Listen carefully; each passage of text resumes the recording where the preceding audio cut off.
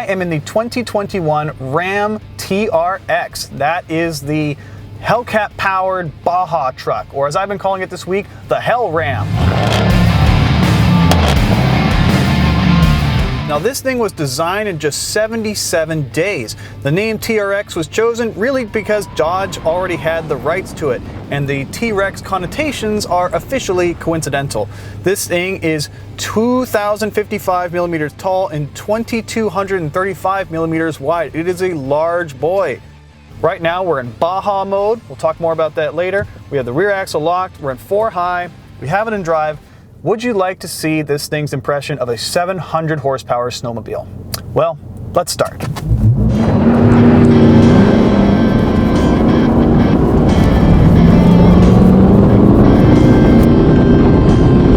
It's fun, it's stupid, it's ridiculous. It's 6,400 pounds and 700 horsepower of off-road truck. This thing is 20 centimeters wider than the standard Ram 1500 because the track is 15 centimeters wider. Under the hood is the 6.2 liter supercharged Hellcat V8, but it's not officially called a Hellcat in this application.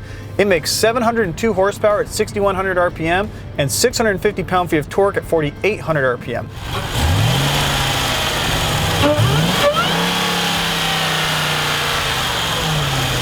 Under hood, you'll also find a 29-liter airbox that filters out mud and debris before breathing it.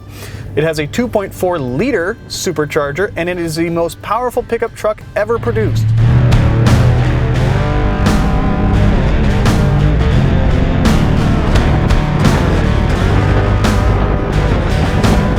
Each wheel tire on this truck weighs 103 pounds. That said, it'll still spin them, no problem, especially on this loose, icy snow we have here. Who doesn't like supercharger whine off-road? It's just ridiculous fun. This is a fully built off-road truck. It actually doesn't have a lot in common with your standard 1500 truck. Like I said, the front suspension, TRX specific, 15 centimeters wider, 40% more suspension travel. Rear suspension, also 40% more travel. It uses Ram 2500 trailing arms, which are stronger. It has a full floating Dana 60 back there, which is like a 3/4 ton truck axle. It's super serious. It also has jump sensors. It can tell when all 4 wheels have left the ground, and it will preemptively stiffen the suspension for impact. It knows you're about to have a lot of fun. This thing is the ultimate off-road truck that Dodge will sell you.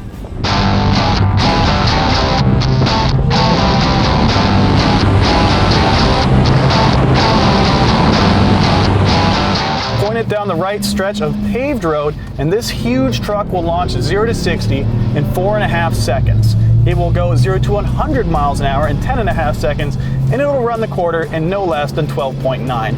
Top speed is the only number on this truck that isn't massive. 118 miles an hour is all you're going to get because it's speed limited due to these tires. They're real off-road tires, and they do have a maximum speed on them, so boo-hoo. We have our typical modes. Sport mode gives you relaxed stability control, stiffer suspension. It's got some off-road modes, snow and mud, which basically give you an even torque split. And it's got a rock crawling mode, which I haven't tried. And then Baja is obviously my favorite. Baja sets the suspension for full softness. It gives you all the horsepower. It turns off the traction control. And it actually slows down and smooths the shifts so that the idea is that you don't induce wheel spin when you don't want it.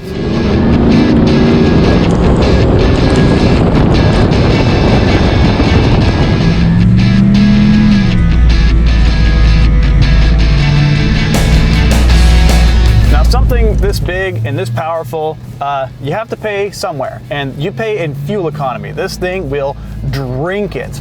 I did my very best on a long road trip to drive it like Al Gore would drive this thing, and I got 12.5 miles per gallon, which is insane. This thing just guzzles fuel. If you can get over 10 miles per gallon in mixed driving, which is like 20 liters per 100K, good luck. That's about all it's gonna get because this thing has a full-time 4-wheel drive system. It's not like a regular 4-wheel drive that can be clicked into 2-wheel. So this thing just demolishes fuel, and it drinks the good stuff. This thing runs on premium gas because it's a Hellcat V8. So The running costs of this car are going to be considerable because of this humongous engine. That said, I wouldn't have it any other way. $100,000 for a plaything is pretty rich, especially when you consider the fact that this thing is basically impractical for anything that is not blasting off-road. It's way too big. It barely fits through any automatic car wash. Driving it anywhere in a congested area is so terrifying. It gets terrible fuel mileage, and because of that Baja spare, you can't put much in the back, so it's dubiously practical. But if you treat it like a plaything, and this is a second car for you, yeah, I can see it. However, this is not going to be a daily use vehicle unless you're pretty devoted to your off-road joys. But I'll say when you get in its element, man, nothing beats this. This is fun.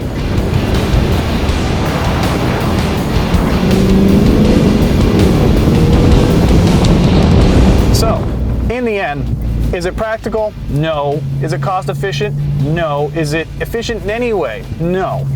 But like a real Tyrannosaurus Rex, they're just cool. You know, dinosaurs are cool, and this thing is just cool and fun. And I will tell you, I don't think you could have more fun in a pickup truck. Dodge keeps building these crazy Hellcat permutations, and I'm delighted with them. I can't wait to see the next one. Not everything has to make sense and be logical. Sometimes it's okay to just have fun. So, for Driving.ca, I'm Clayton Seams, and for more pickup truck reviews and information, don't forget to that was a big one. Don't forget to check us out at Driving.ca online and on Instagram and Twitter.